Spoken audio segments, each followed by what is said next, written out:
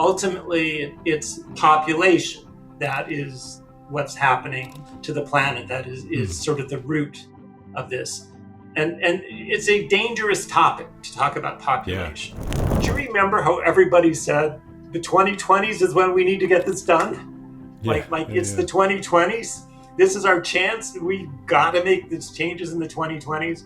I mean, I remember that. You heard that all the time as the decade flipped into the 2020s. This is the decade we need to get this done. And we're further away from the goal than we were at the start. You put a bacteria in a petri dish with a lot of food, and that bacteria is going to grow exponentially up until the edge of that petri dish, until it runs out of food, and then it's going to die off. And the food for humans is oil. The suffering of the masses is not the business of the elite who are comfortable. Geez, that's a good bumper sticker right there. I might have some philosophical bones to pick with the analogy there of, something like the earth has a fever and we're the virus and it's just working to rid ourselves of it. Dilemma Podcast, Jay Shapiro here. And are you a doomer? Do you subscribe to the philosophy of Doomerism? Perhaps you do and you don't even know it yet. Well, I spoke to Professor Eliot Jacobson today all about Doomerism. Eliot runs an awesome Substack called The Climate Casino that I urge you to check out, where just about every day he posts things like this. I'll put these on the screen. Don't worry about pausing it too much here. He's going to walk through these kind of graphs with me in our interview, but basically giving you an update on if you haven't noticed, insane, almost daily record-breaking, should be really alarming numbers regarding climate change, sea surface temperatures, reflectivity of the earth, all of this kind of stuff that is really pretty eye-popping. We also happen to be in a super duper or Godzilla El Nino year, driving some of these things, which has its relation to climate change as well. So we definitely talk about that. We talk about the climate and is it truly fucked? But also more philosophically, are we doomed? And what is doomerism? And does broadcasting these kinds of things or taking on a kind of philosophy or mantle of doomerism lead to inaction or action or hopelessness or hopefulness? And how does that kind of bounce off of each other? There's probably more to it than you first think upon hearing it. So I'll just jump into the conversation because I am going to come back at the very end to discuss my take, I think, a little bit philosophically on doomerism, because Eliot certainly tries to induct me into the club a few times, which I think is cool. I'll give you my take at the very end of what I think of doomerism from sort of a philosophical angle.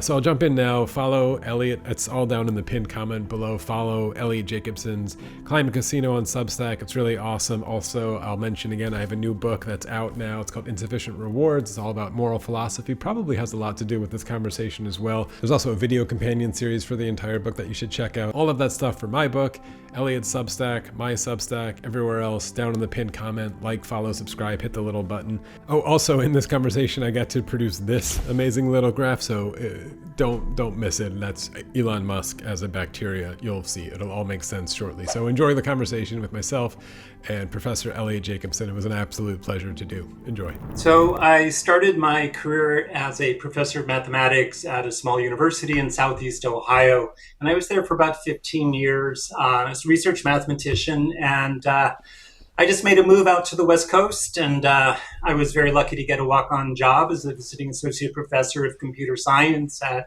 UC Santa Barbara. After a couple of years, they gave me a full-time lecture position, and I stayed with that. And after about 10 years, I kind of transitioned into the casino industry. I had always been interested in casino games, casino mathematics, and that sort of things, and it turned out I had just the right combination of skills to make a name for myself as somebody who became an expert in casino game protection and the way people beat casino games. And I sort of traveled the world for a period of time teaching various casinos how to protect their games against all these methods.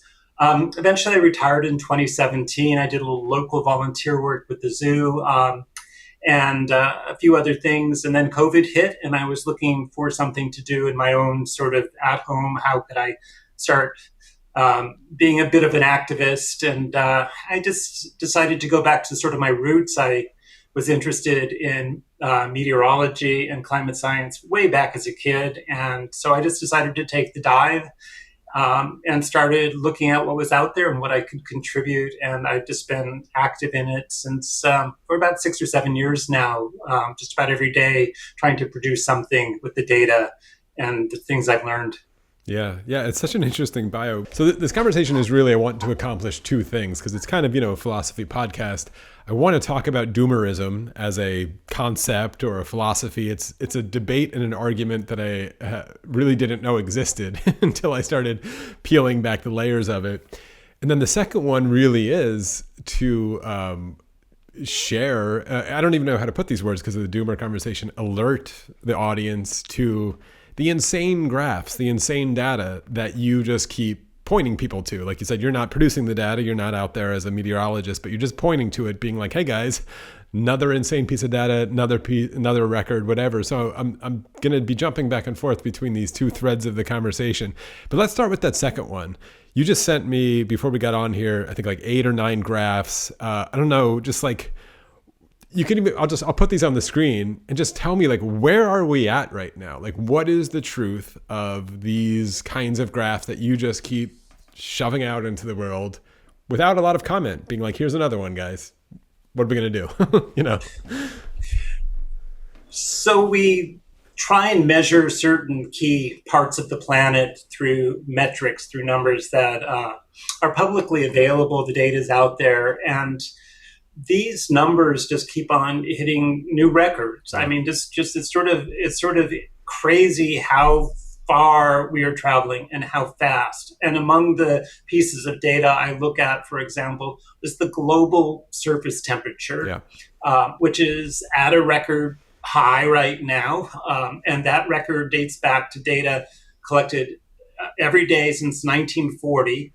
And before that, there's sort of a way of looking at tree rings and ice cores and all the other data. So you can actually say with some authority that we have the highest temperatures going on right now that we've had in the last 120,000 years on the planet. So that's kind of an extraordinary number. Meanwhile, we can look at sea surface temperatures, about, I forget what the number is, about 90% of all incoming excess energy from global warming goes into warming the oceans. And the oceans, just as of yesterday, also set a new all-time record high as long as these numbers have been kept. And so the oceans are remarkably hot right now. And that heat is going to be released through El Nino. So I'm producing graphs sort of showing the current state of El Nino and where it may be headed. And of course, as many people know, this is a Godzilla El Nino, so it's at a record level. So I present data for that. Meanwhile, I keep track of things like the Earth energy imbalance, which is a measure of the difference between total solar energy coming into the planet and energy escaping from the planet that's either being reflected off clouds in the top of the atmosphere, or it's being reflected off snow and ice, or it's being radiated out as long-wave heat and making it through the atmosphere to escape. So you take the difference between incoming and outgoing, and that gives you a number, which is really one of the best numbers to talk about how fast the planet's warming right now, the Earth energy imbalance. I think the current number is about equivalent to 14 Hiroshima bombs worth of heating per second. Comes out to about 1.2 million Hiroshimas per day in planetary heating. Now that's heat energy, not the explosive energy part of that. And then I keep track of something called albedo, which is the reflectivity of the planet. That's a measure really just how shiny our planet is. Of course, the shinier it is, the more light that's reflected back into outer space. And so that number is hitting all-time record lows right now, which means the planet is getting darker. And that darkness is primarily loss of clouds and also loss of ice, polar ice. So we're exposing the dark ocean underneath the clouds and the dark ocean underneath the ice. And that means we're having more energy not reflecting out, right? It's getting absorbed.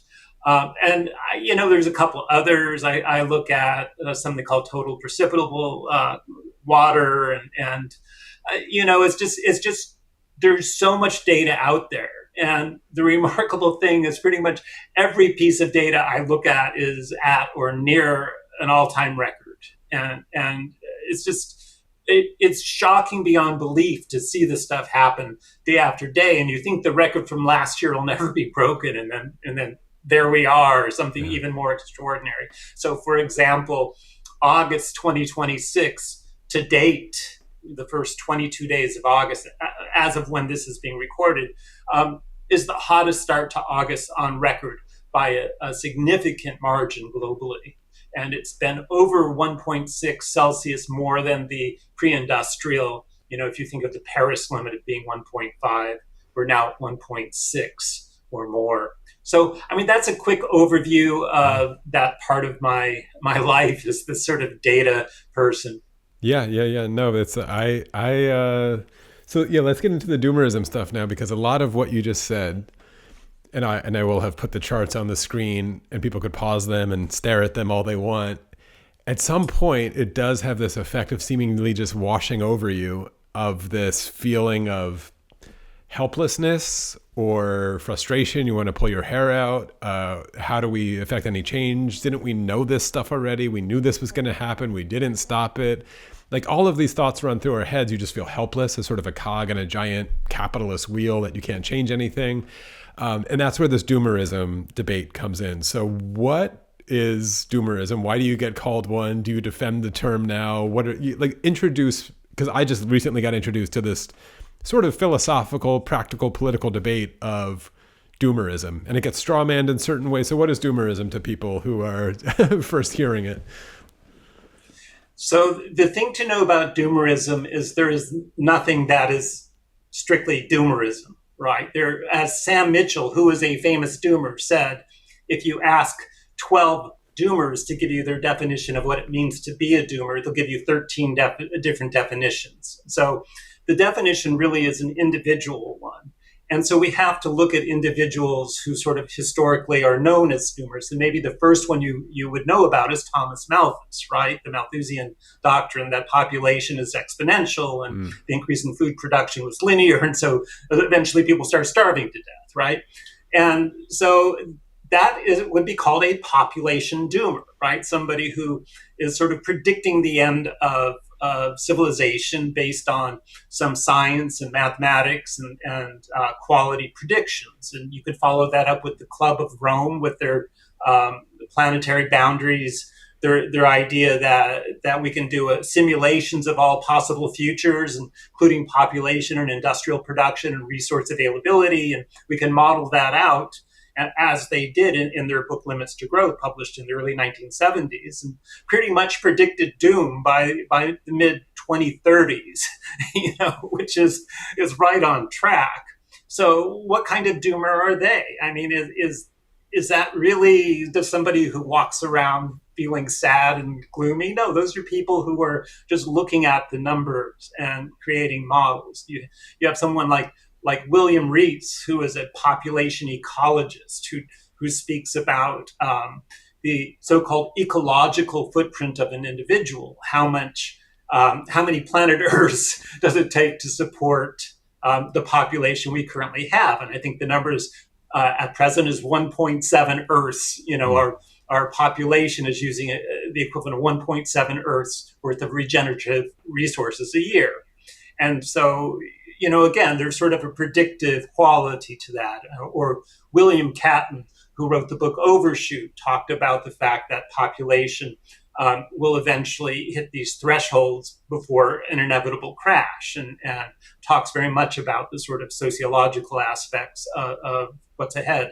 So, I mean, there's all these sort of sciencey guys, right, in this. And then there's, some more philosophical people like Matthew Dowd, who he unfortunately passed away 2 or 3 years ago now. Very sad, very sudden and tragic. But he had a YouTube channel where he talked about post-doom, no gloom.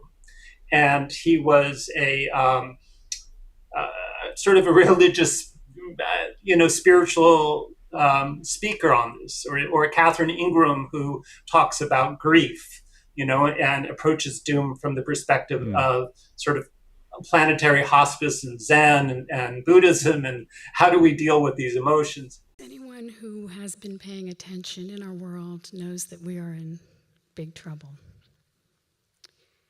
Martin Rees, the former Astronomer Royal of Britain, puts our chances of survival into the next century at about 50%, a prediction he made about 12 years ago before some of the more bad news came in. So, my personal definition of doomer follows very closely with a man named Warren Hearn, who was the first abortion doctor in this country when it was legalized in the 1970s. And he wrote a book called Homo Ecophagus, which was published just 3 or 4 years ago now, which essentially talks about humans on the planet being similar to a cancer to the planet. That, James Lovelock with his Gaia philosophy, that the Earth is self-regulating and will heal itself, and the planetary disease of humans.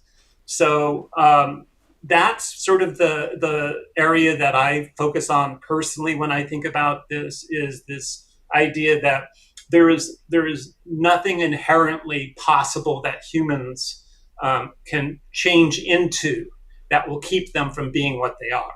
I might have some philosophical bones to pick with the analogy there of, something like the Earth has a fever and we're the virus and it's just working to rid ourselves of it. I want to push back on it, but I don't want to be a sort of techno-utopist. But if we can keep sort of going down what that means to you as far as the climate goes, because is doom as an idea, this idea that we've passed some tipping points that no matter what we do, we're screwed. I mean, I've seen it strawmanned, or you think it's strawmanned in this way, that if we say, listen, we already, it's like a rocking chair and you just rocked back too far and you're going to fall no matter what. Like once you rock back too far, you're going to fall no matter what you do after you hit that tipping point. So we may as well just have a good time and party while the world burns. And that this kind of broadcasting of this doom actually prompts inaction. But if you're saying you're doomed, then no action can actually reverse or get us out of this, downfall or free fall. Is that a fair critique of sort of the doomer debate? I don't know where you fall in that sort of response. So it's not an all a fair critique, and that is sort of the straw man attack that a certain group of climate scientists and social scientists place onto this broad group of people, sort of minimizing the breadth of thought that has gone into these topics and turning it just into the issue of climate and climate alone. So you mentioned one thing along the way. I just want to point out, You've heard the expression seize the day, right? And so what does seize the day really mean? It means go out and exploit the planet, be as destructive as you possibly can to fulfill your own needs and wishes, right? Just so that you can have the greatest experience possible for yourself. So seize the day is the opposite of what doomers believe, right? That it is, that there is this importance about, like, we don't have to do anything. There's nothing we can do. We'll just go out and seize the day every day, just party for the rest of our lives. So that's the exact opposite. Every doomer I know is an environmental activist. And just to give you some perspective, I haven't gone this way yet with you, but you could think of Christians or evangelical Christians or any religion that has sort of an end of world philosophy or part to its beliefs. And you can point to a subgroup of that group who believes that this event is going to come during their lifetime. And Christians are certainly Christians who believe in the rapture. And you can find within that group individuals who say, well, why should I do anything except go to church on Sundays? And because I know I'm going to heaven, I don't need to do anything else. It's a done deal. I don't need to do anything.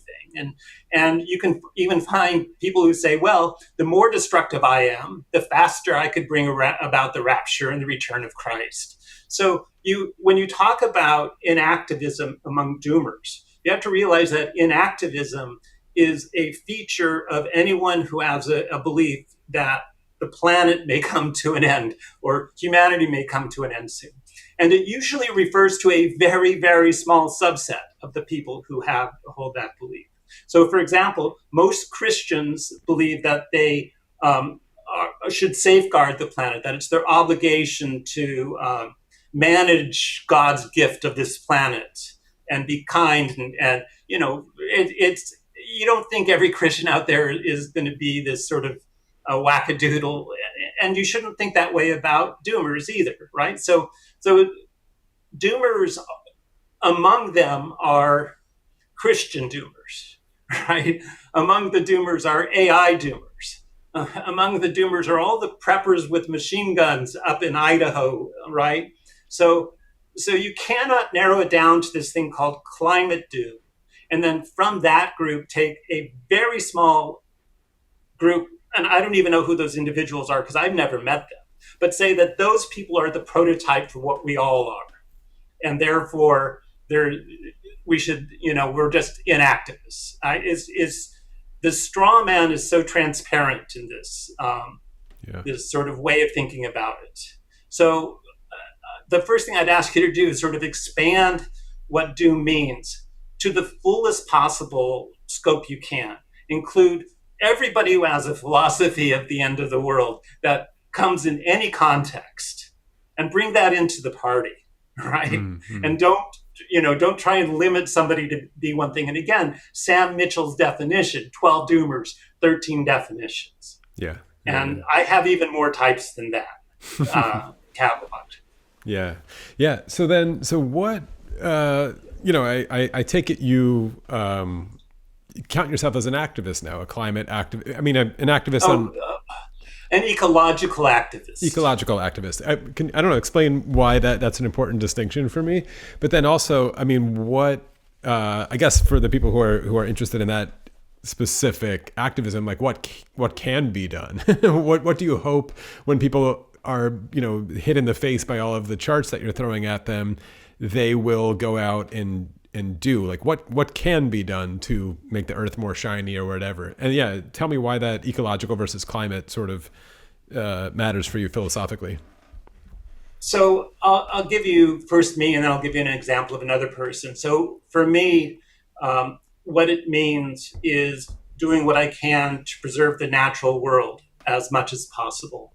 So my volunteer work, for example, is with the local wildlife care network, where wild animals that are injured or sick or old or orphaned are brought to the agency and treated and held there until they're safe. They can be released back into the wild again. And I man the phones for that agency, for the helpline. When people call in, I found this or that, can you send someone out to rescue this animal? I was a docent for the elephants at the zoo, educating people about that. I am helping out with a dog rescue organization, volunteering for them next month. I haven't started it yet, but I may man the national helplines for Best Friends Animal. They're out of Utah here, and they have a national adoption line. So my personal activism is on behalf of animals other than humans, right? It's like, do what you can for everything else, right? Because I love the natural world, and I'm older, so I can't be walking along the beach picking up trash, right? It's not something I can do at this age. But there is a certain activism that I feel compelled towards, just on a daily basis. It's what sustains me, and it's sort of like, that humans are harming everything. So what can I do to help those things that we've harmed? And I'm a very small part in that, right? But that's what I feel is like, I want to limit the harm as best I can. Now, you take someone like Max Wilbert, who is a co-author of this book, Bright Green Lies, which is all about the fallacy of green energy, and ask, what does his activism look like? Well, among other things, he camped out for, I think it was over a month, to prevent a hilltop being excavated. I forget whether it was as a lithium mine or for wind towers or whatever it was, right? He is trying to save the natural world from technology. And he's putting himself on the line, on the front line. I will camp here so you cannot bring your bulldozers in, right? So that's a kind of doomer activism in my mind, because the whole idea of green energy and green technology is, let's destroy the planet more so that civilization can keep growing. Let's find even new ways to destroy the planet. And so, there's all sorts of activism that goes into being a doomer. I mean, some of them are just people who help out. How do you grow a garden? How do you create a resilient home environment that is as self-sustaining as possible and as damages the planet as little as possible? Just for themselves, creating their own sense of do no harm, or do as little harm as possible. So I don't know. Those are a couple of examples.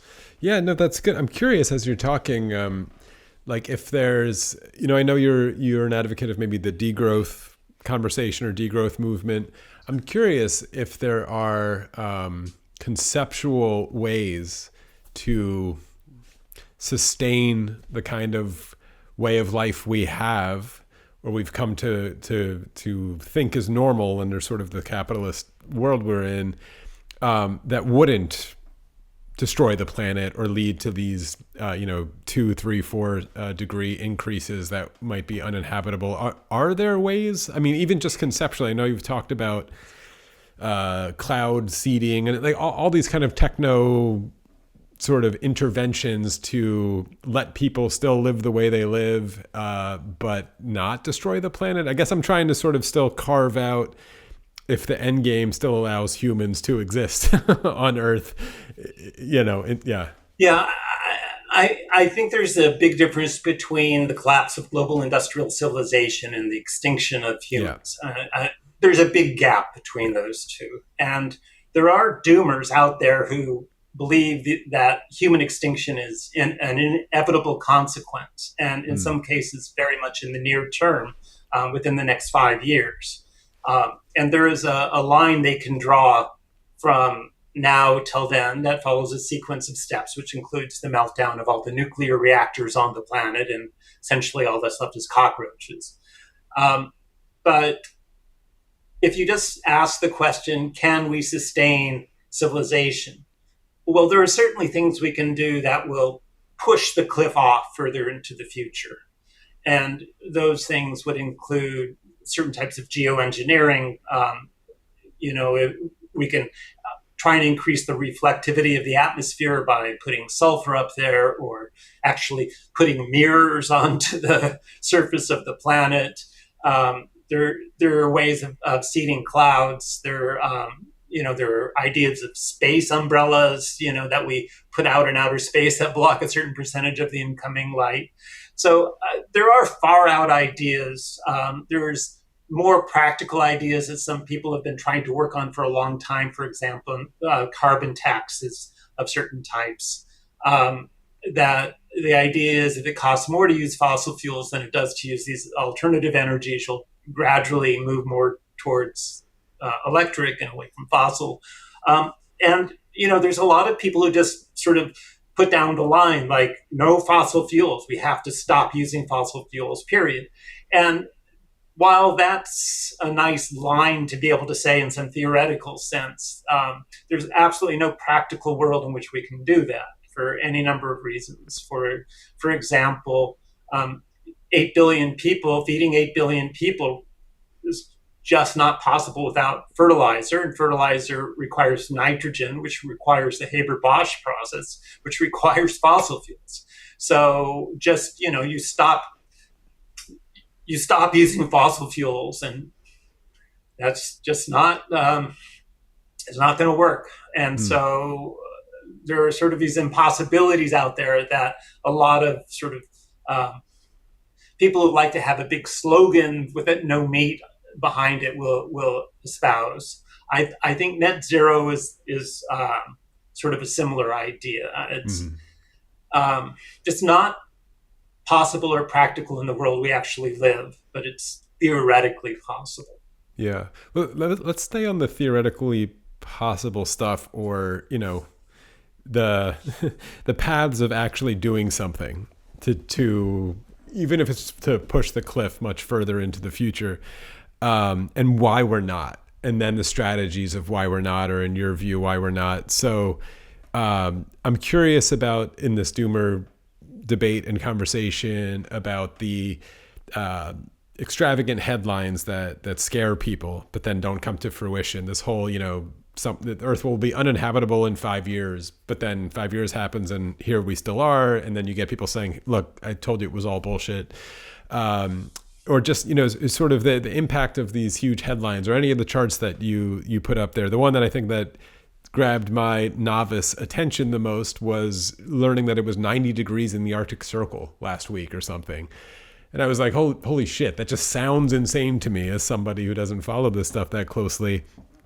So why, is that stuff effective at actually getting people to change anything or alter their behavior? Or they just, is the argument that they're just not feeling the personal pain of it yet strong enough? Like, how, I don't know how the Doomer kind of community feels about human indifference and inactivity to you every day waking up and alerting them to another world record, and it doesn't seem to change anything. I mean, a picture of the polar bear, the famous polar bear that tugged at people's heartstrings seemed to do something.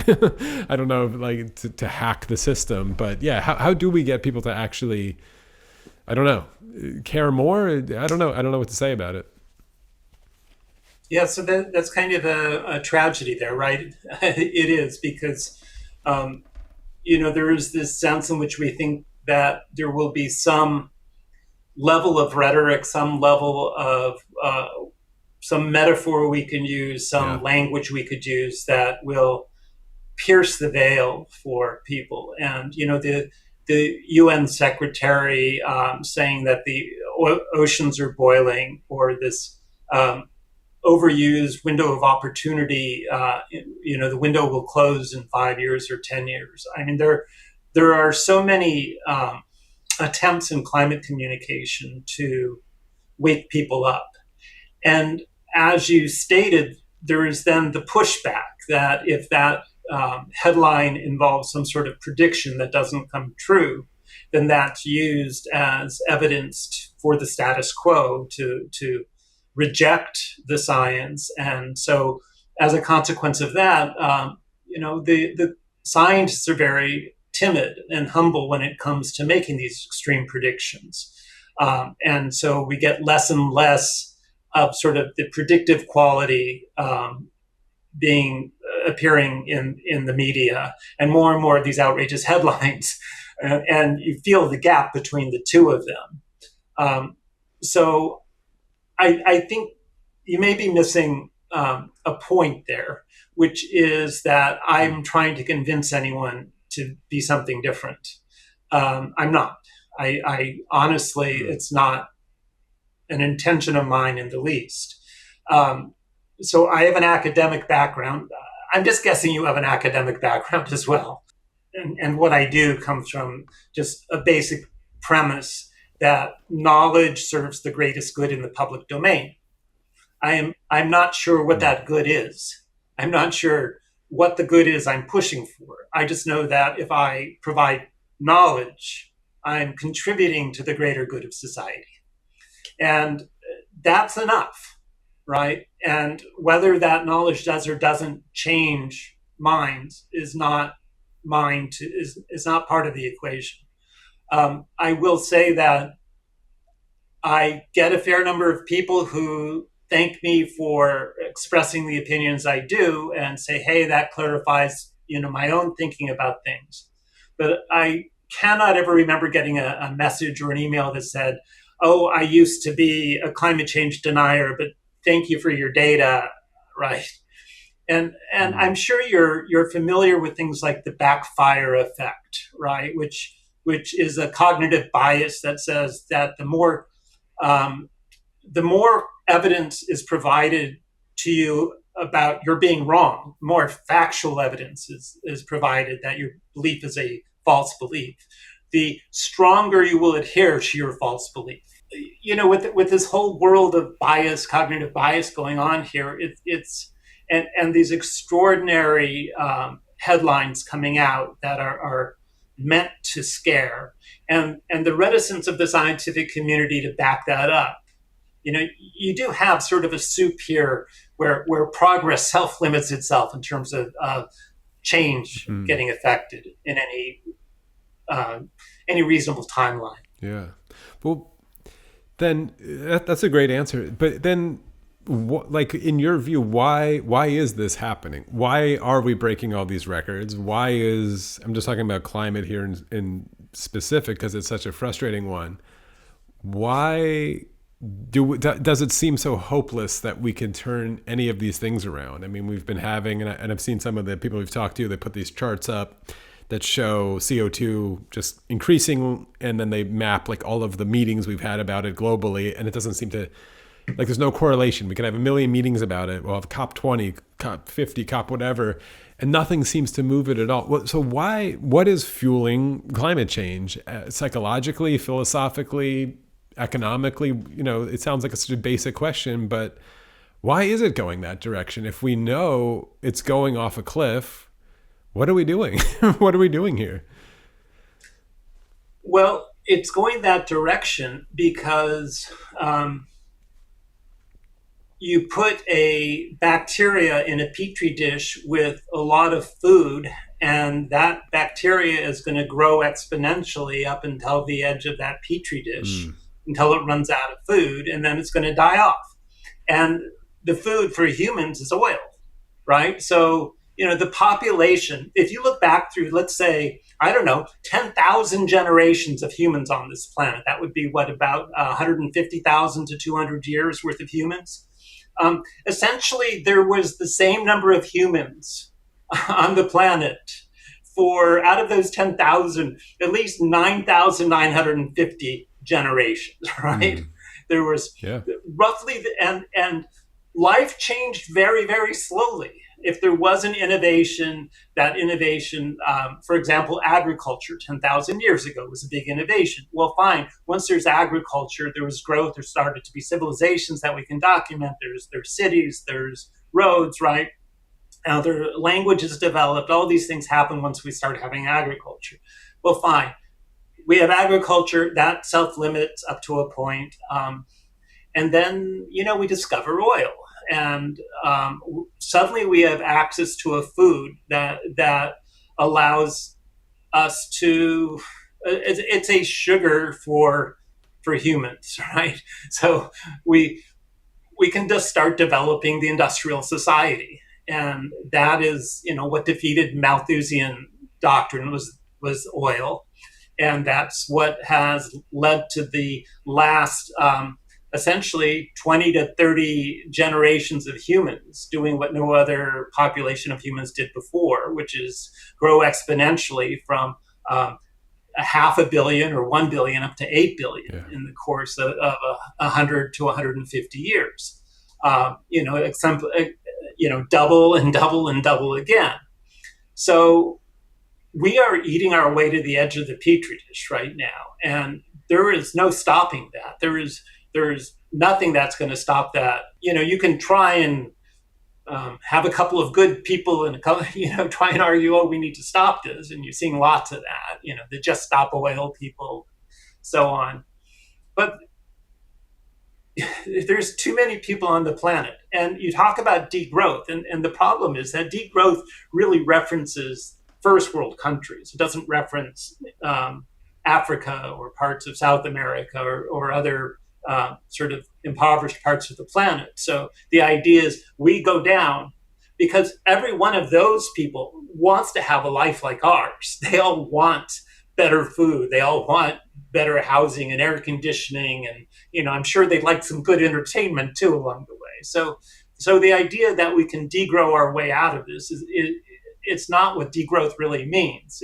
Degrowth means first world countries giving up some of their lifestyle so that other people cannot just have horrible lives.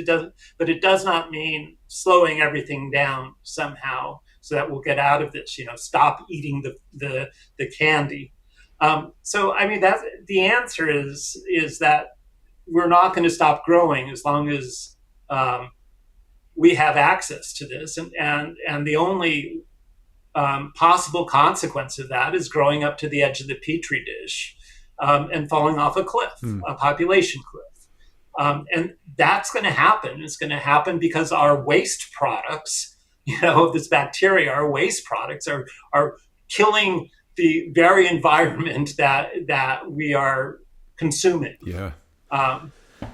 So yeah, there's a picture to paint for you. Yeah, right? It's not a very rosy. It's not a very rosy one. I've heard you just before. I want to stay on this one, but I've heard you lay out, and maybe you've done the numbers on this, kind of the policy recommendations that you would purport or give or demand to actually. I don't know, maybe it's just push the cliff off to a decent distance, but to really stop some of this madness. And it's things like, like making vacation travel illegal and limiting the amount. I don't know if you want to walk through what those are and how you back them up statistically or how you've come to them, and just lay them out. If you were like the czar of the world being like, here's what it takes, guys. Here's the plan. Well, this is the fantasy land. So if you just assume that sort of these techno-utopian ideas are not going to work, we're not going to do cloud seeding, or we're not going to do solar reflective stuff, or so all of those sort of things are off the table. Yeah. Let's just put policies in place. And the question is, what are we doing that is consuming oil? Right? What sorts of activities that can we give up that are consuming resources on the planet? And you can sort of check those off. I mean, eating beef is foremost among them, and so you have the entire vegan ideal. And so, sure, everybody on the planet will be a vegan. That'll start tomorrow. Now, what about vacation travel? Well, sorry, your travel is now restricted to necessary travel only.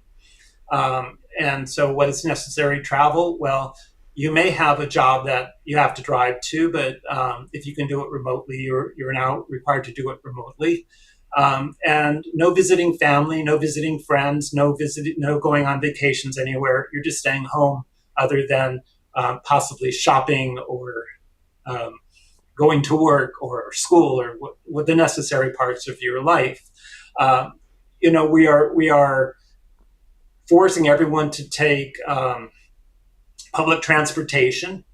So no more jet travel. If you're going from point A to point B and it's a necessary trip, you're taking a bus or a train, period, or walking or bicycling, or allowing electric vehicles in some cases that, we can do that. And, you can go on with these sort of finding all these points.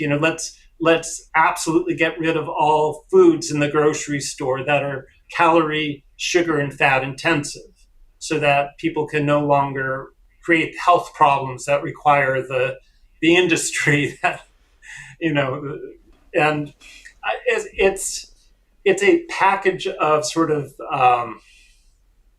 no duh. If we did all that, of course it would work, and there's no way.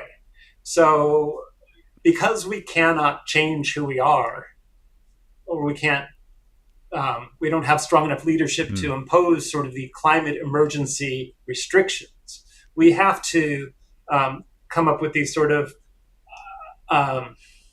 actions where I don't have to be involved, like solar radiation management, or all the, I just think this is, this is just going into a fantasy world, any of these things. So sure, I've gone down that road before, and it's just as impossible a future as any of the other ones that we sort of consider. And so being a doomer is not saying, oh, we're all doomed, I don't have to do anything. Being a doomer is saying, look, I've been on this planet long enough to see that it's not going to happen. I don't care what the thing is. And Sam Mitchell and I actually, he's a doomer from Florida, New York. And I have put on a couple of shows on YouTube called Ain't Gonna Happen. And it's pretty much just like, okay, give me an idea to save the planet. All right, everybody will be vegans. Ain't gonna happen. Right? And one of the interesting things about veganism, and I'm all for that, right? I think that's great, 100%, is we may have 1 million more vegans a year on this planet. It may be growing by 1 million people a year, which is a strong rate of growth for veganism. But there are somewhere between 70 and 80 million new humans born onto the planet every year, which essentially means that vegans are being outnumbered by non-vegans. 69 million new non-vegans to 1 million new ones every year added to the pile. Yeah. So, it's just, in practical terms, you can talk about veganism as a great thing, but then you have to really start focusing on this other problem of population. And ultimately, it's population that is what's happening to the planet. That is sort of the root of this. And it's a dangerous topic to talk about population. Yeah. Most people say, well, it's first world population. It's the 1%, it's the top 10% or whatever that are really causing all this problem. And that's when you need to remember all those billion people, they want our life. They want what we have. And if we, they will forever want more oil. They will forever want more comfort. And who are we to say they shouldn't have it? That we should somehow get rid of our top 1%, but not give them anything more. Yeah. So that we can lower everything. So if you have any compassion at all for humans, the goal is to lift up and not wipe out. Yeah. Well, yeah. Well, I'm vegan, so I co-sign more vegans, but I did it for ethical reasons, although the environmental reasons are strong as well. But the population thing, I'll say this also with as far as like what personal choices people can make and all this is, it strikes me that the housing, the way we build housing, I live in Europe and no one has an air conditioner. And I was in France actually when they had their little heat dome, whatever. Then it was brutal. I didn't witness the rush at the store for the air conditioners, but I saw the videos and it was pretty rough. It was pretty brutal. And I just know this aspect. My wife's an architect who works in sustainability and architecture. And she's passive house certified, which is, I don't know how familiar you are with it, but it's not this net zero kind of stuff. It's literally it's building buildings that are sealed in an insanely tight kind of way, actually, that if, especially in Europe, the buildings that we have leak so much heat and that you waste so much energy. It's so inefficient to heat them or cool them. And their takeaway, because they've done the numbers, if you build a passive house, is you could heat a building that needs heat with all the energy it takes for a hairdryer. That's really all you need if you actually could seal the building. But to do this, to actually enact this kind of project for Europe or for America, for whatever it is, requires kind of retrofitting everything that's already built like garbage and like leaky boxes that are just out. And who's going to take on that project? What kind of system is going to take on that kind of investment that's actually not adding a ton of lifestyle value to everyone? I mean, they are more comfortable buildings or whatever, but it's actually just like a huge kind of project that's just retrofitting every building in order to be more efficient and use less energy. And it would make a huge, huge impact. But it's another one of these, if I throw that at you, you're like, ain't gonna happen. And why ain't that going to happen? I mean, like, that's the frustrating part, where I want to just immediately launch into sort of, well, capitalists have no interest in what I just said, unless they can somehow extract more value and wealth from the labor class by doing it. But why ain't that going to happen? And if I've just put my finger on it, it's like, well, how do we get out of this? I mean, why ain't that one going to happen? I think you should invite someone on from Insulate Britain. They're focused on exactly that. It's Insulate Britain. It's like, we could save so much power if we just change the insulation in our buildings. Yeah. But yeah, no, I think you pretty much put your finger on it. There's no money in it. You know, the suffering of the masses is not the business of the elite who are comfortable. Jeez, that's a good bumper sticker right there.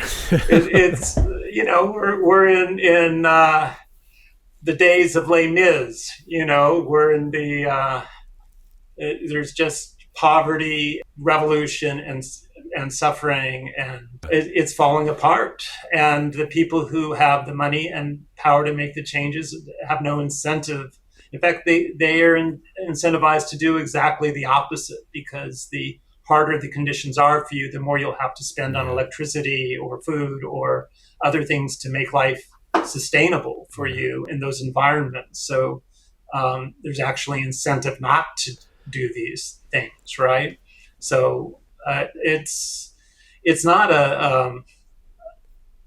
there just is not an elite class of investors who are operating out of the goodness of their heart to make life better for all humanity. Let me go to the population thing, because you're right. It's like, it's dangerous conversation. I remember ages ago, you might know this video, or you might even be using the analogy. I think it was David Suzuki, who was this mathematician who was talking about the problem of exponential growth and sort of the human view on it. And he did this experiment, this like thought experiment, exactly what you're saying, fill a test tube with food or sugars or something.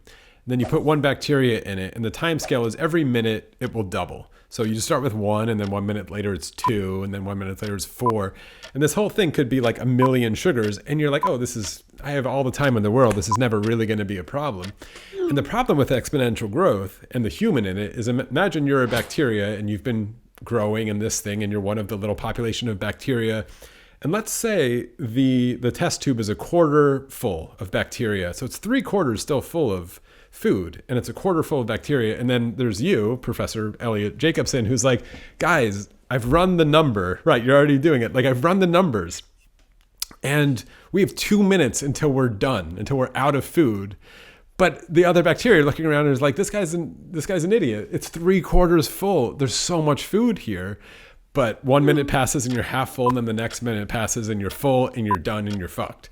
So this was David Suzuki saying sort of like, well, then in that last minute, you race to find another test tube, right? Which is colonize Mars kind of shit from Elon Musk, being like, we have to find another planet.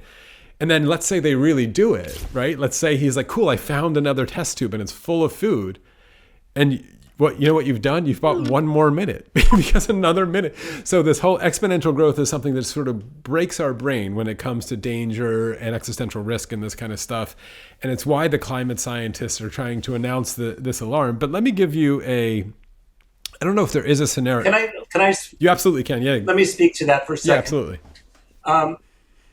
So, there's this famous statement. I'm going to just paraphrase it. I don't remember exactly how it goes. The greatest failing of the human race is their failure to understand the exponential function. I forget exactly what the quote is. And what I would say is that my experience with people interacting with me or commenting on my posts is the willingness to use the word exponential when it is not the correct word to describe what's going on. There is only really one exponential process I'm aware of right now happening on our planet, and it's not population growth, which is slowing and therefore not exponential. And that is that for every 1 degree Celsius increase in temperature, the atmosphere can hold 7% more water vapor. So as a consequence of that, we're experiencing flash droughts. So if you're in a dry area, the atmosphere can hold more water vapor. It'll suck the water out of the soil faster. If you happen to be in a wet area, well, there's more water vapor in the atmosphere, so the storms will be more intense. And this phenomena is growing exponentially with temperature. So that is a true exponential. There really is no other true exponential out there. Yeah. And I caution using that word around mathematicians. Yeah. You can use it with your friends because they don't know. But it is not a true reflection of any of the processes that I'm talking about in terms of what I'm graphing. Temperatures are not rising exponentially. Sea levels not rising exponentially. Polar sea ice is not melting exponentially.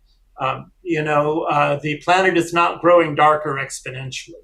Right. None of those things are exponential. Right. So anyway, that was my only caution with Suzuki's analogy. Yeah. Well, that's a good corrective, because Suzuki wasn't trying to map that onto any specific thing that he saw in the world, but just pointing out that it's hard to catch. That moment when there's only 1 minute left, you're saying we still have 50% of the food is just like an interesting wrinkle in our mind. But I am curious about the hypothesis or topic that maybe we just have to reach a pain point before more pain points, whatever that is. Obviously there's already pain.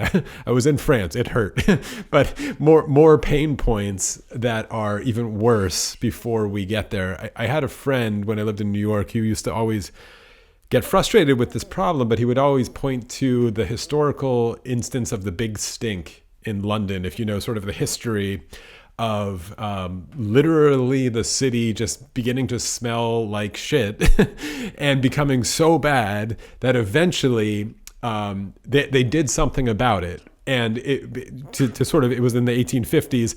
What ended up, they had an extraordinarily hot summer, and the smell got so bad, and it also started stinking up the entire parliament, which is probably when they started to do something, because the rich people in the government started to actually suffer the same thing, and they had a major cholera outbreak. And then suddenly they were like, this is actually so bad, we need to do something about this. But this is a problem that they knew, with people literally just flushing their cesspool into the River Thames for like 100 years. But eventually they did something, and they built a plumbing system, and they even discovered and advanced the idea of the germ theory of disease, which ousted the miasma theory of just bad air or whatever.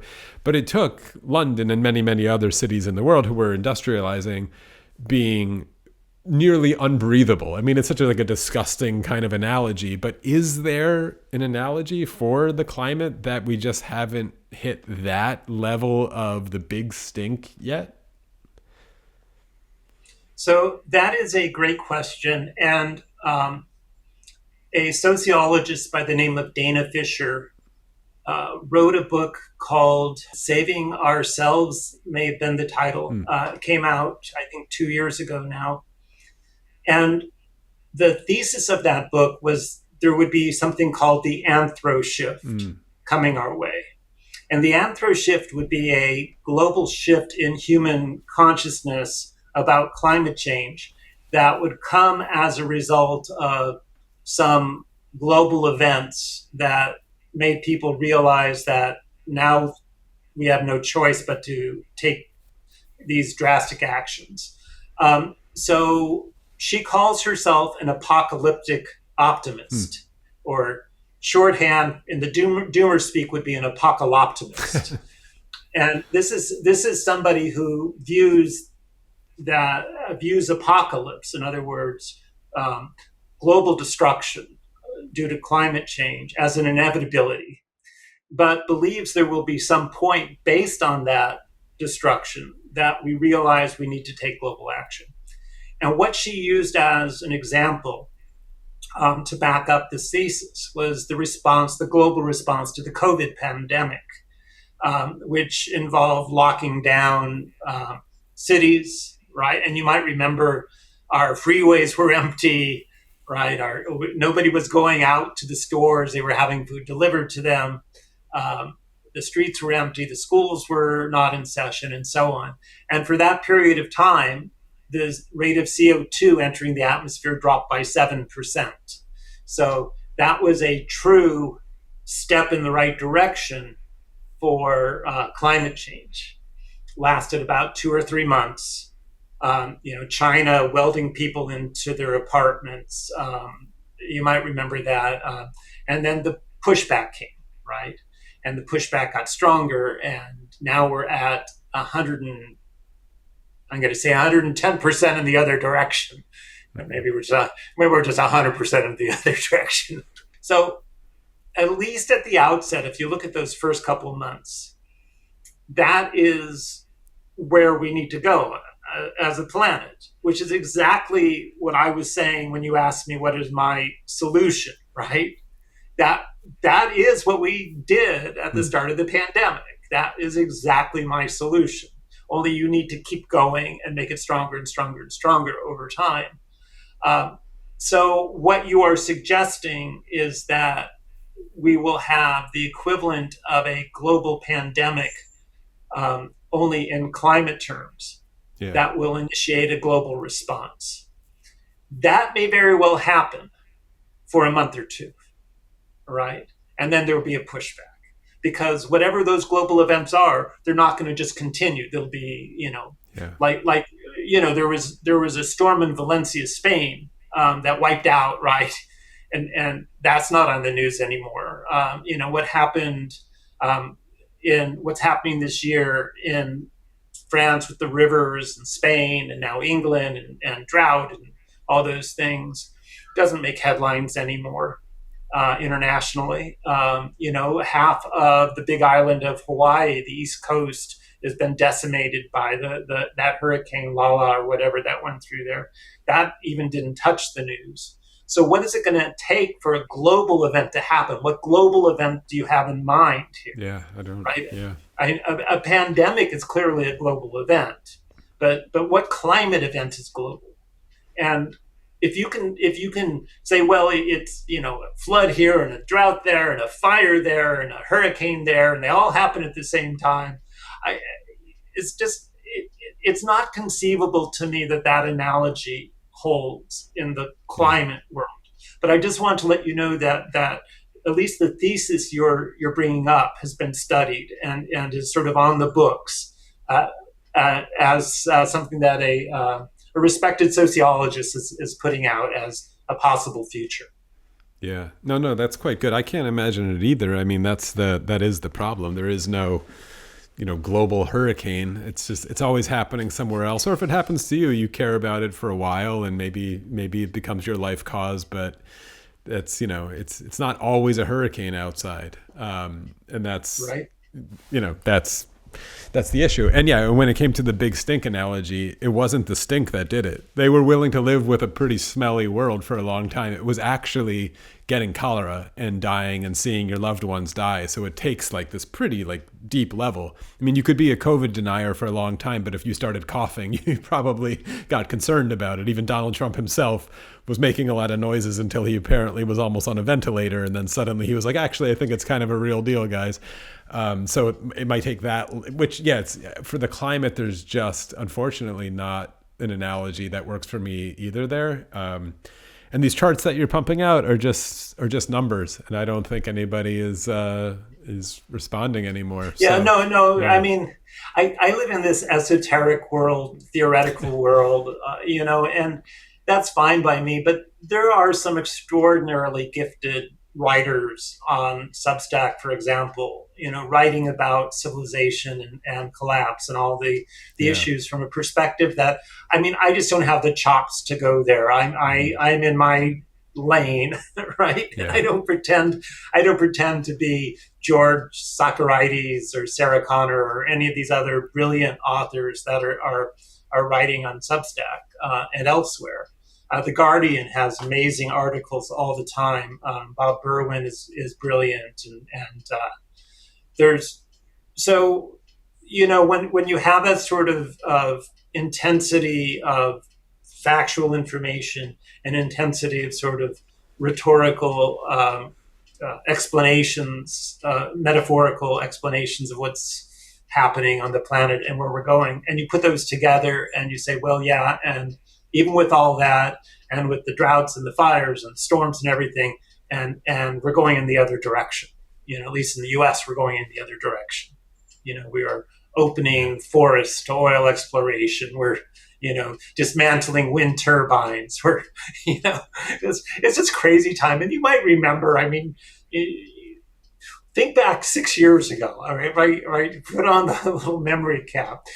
Do you remember how everybody said the 2020s is when we need to get this done?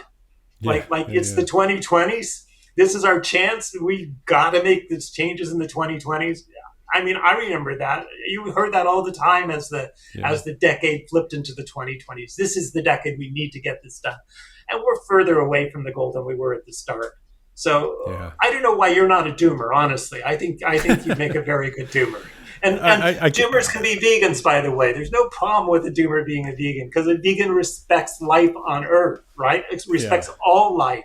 And that is essentially what, my form of doomer is like, yes, all life except for humans. Everything else. Right. I could be a doomer. I've got nothing wrong with it. I think it's been a fun time researching it. I'll add to that list of brilliant people working on collapse. I interviewed Luke Kemp, who wrote this amazing book called Goliath's Curse that I would recommend too, because this is I don't know how to jam his thesis quite into this, but I would also I think he gives quite a compelling pitch that collapse is not a bad thing. Usually in history, when we think of collapse, we think it's a terrible event, all these people die. But for most of human history, the collapse of Rome was good for people living. Rome was not a good thing. It was good when it collapsed, and most people actually got healthier and lived longer and happier lives, et cetera. And he goes through all the thesis for that. But this Goliath that we're in now, and using his analogy, might potentially be a catastrophic collapse that brings us all down with it. So he's not sugarcoating the global Goliath and Silicon Goliath that we've built. But yeah, when you were talking there, also I just want to point to, because it's interesting. I'll put it on the screen. The 4billiondead.org push that's happening now. Right. Okay. Yeah. Yeah. All these people, and people have been posting pictures of themselves holding the signs that say 4 billion dead. I think, correct me if I'm wrong, is that if we reached the 3 degrees Celsius over pre-industrial, that means the math says 4 billion people will perish. Is that right? Yeah. So the idea is 3C by 2050. These actuaries, did a study, and they put it in some appendix to a report, that there would be up to 4 billion human deaths associated with 3C by 2050. Now, to put that in perspective, because I run the numbers in the forecast, we passed the Paris limit of 1.5. There's absolutely was passed either late 2025 or possibly January, February of this year. If you look at the trends and the lines on all the data, we're currently projected to pass 2 degrees sometime in the late 2030s. Circa 2037 would be my current estimate.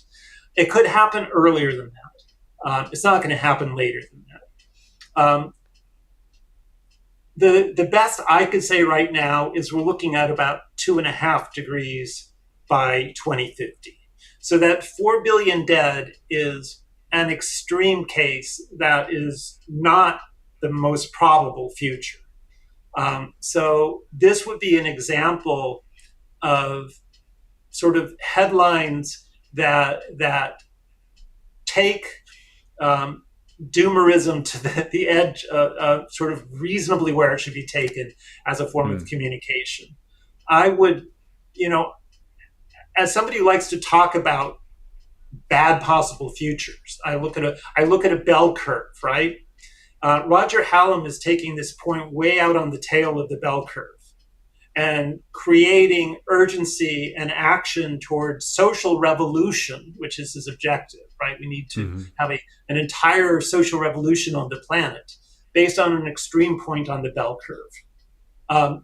I'm just asking, look at that bell curve. I just want to have a conversation about this half of it.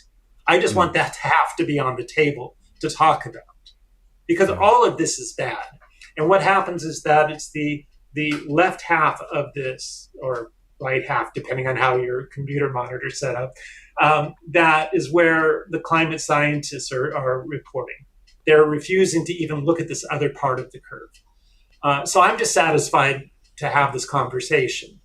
And so I would caution just in general about taking the most dire extreme futures and normalizing those as a means of inspiring action. Action needs to be based on the most probable futures, not on the most extreme data points that are possible.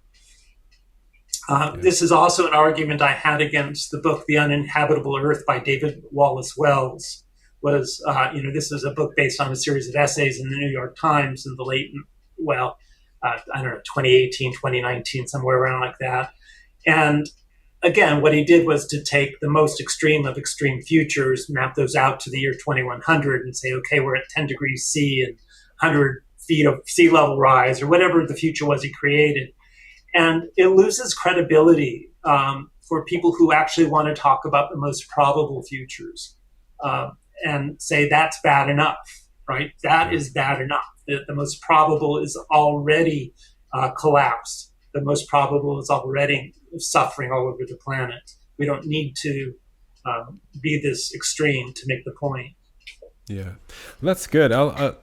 I don't know if I got inducted into the Doomer class or not with it. I mean, because I like it, but I'll let you go. I love your Substack. Obviously, I'll point everyone towards it. And this was great. This was really fun. And we have a saying. We have a saying, which is, you've probably heard it. Come to the dark side. We have cookies. So that sounds good. As long as they're vegan. If you became a Doomer, I guarantee we have cookies, vegan cookies. That's what I want, vegan cookies. All right, this was awesome, Eliot. I really appreciate it. This was great. Well, thank you so much for having me as a guest. It's been a pleasure. So, am I a Doomer?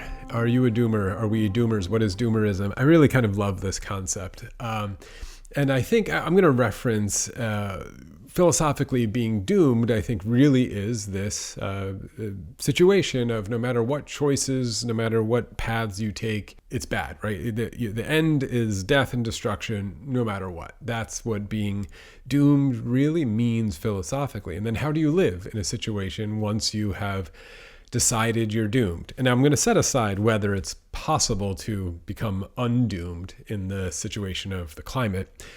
Set that one aside. I'm going to reference another writer who I interviewed ages ago, actually, David Deutsch, who I have major political differences with now that we'll set aside. But he wrote a book that I actually admire quite a bit as a fellow mathematician of Eliot Jacobson called The Beginning of Infinity. And I think actually there's a hint to why he and I have such a massive moral difference of the way we approach the world that's in this kind of book. Because in the book, The Beginning of Infinity, he takes aim at a sort of view of an ecological state of something called like spaceship Earth, where you imagine Earth as sort of a spaceship hurtling through space that has a sort of eco support system built into the spaceship itself. And that's what protects us. And we developed and evolved within this thing that's our home, that takes care of us, and we should take care of it.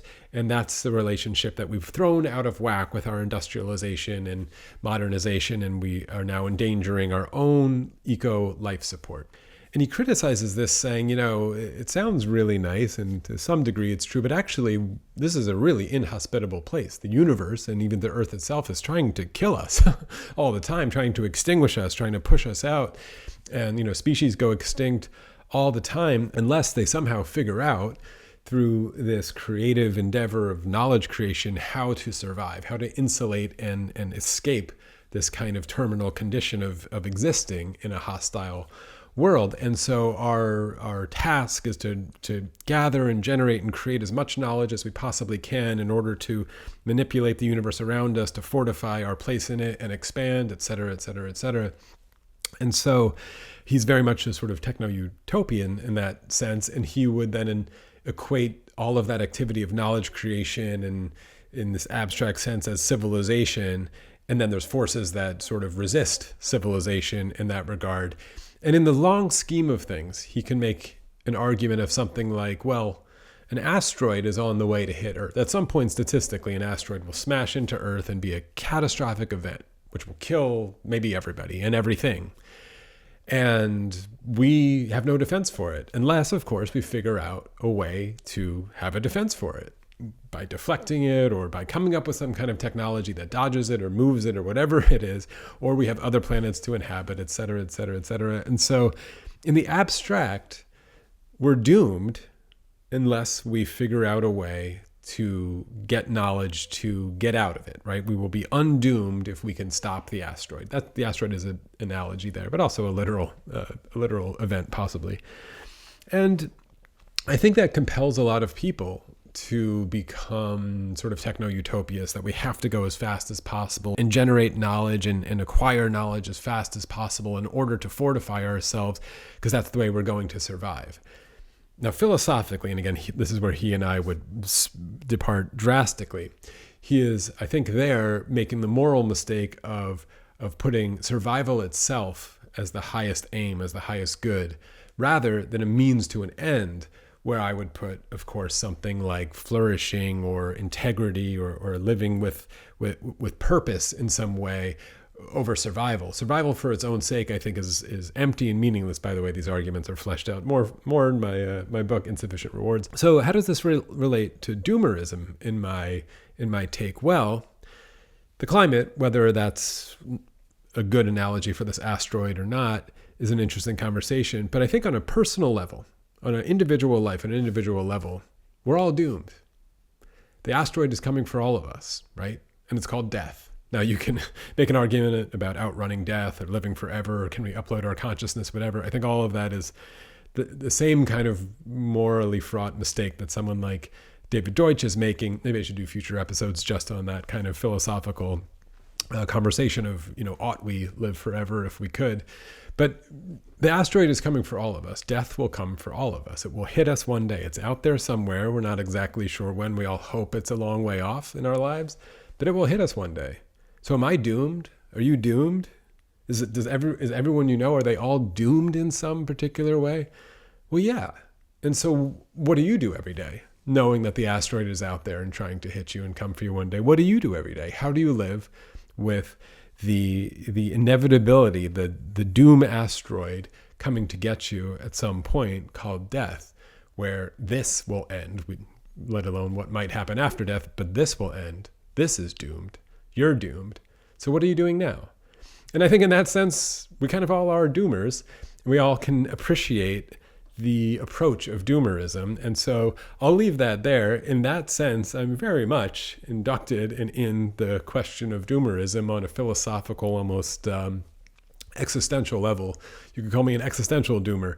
I believe we're all existentially doomed. I think the human condition of acknowledging and knowing the existential doom that we are in is exploring and creating, maybe not knowledge as Deutsch would tell us to do, but creating and trying to generate meaning in a doomed universe, in a doomed state. Meaning through poetry, through art, through science, through survival, yes, as well, and through engagement, and through a sort of rebirth and re-engagement with the condition that we're all in. So we can do something, we can find meaning, and hopefully we can also not give up, because giving up is worse than being doomed. I'll put it that way. So I'll leave it there now. This was a pleasure. I really liked Eliot Jacobson and talking to him and his work, and so go find him, and that's it for me.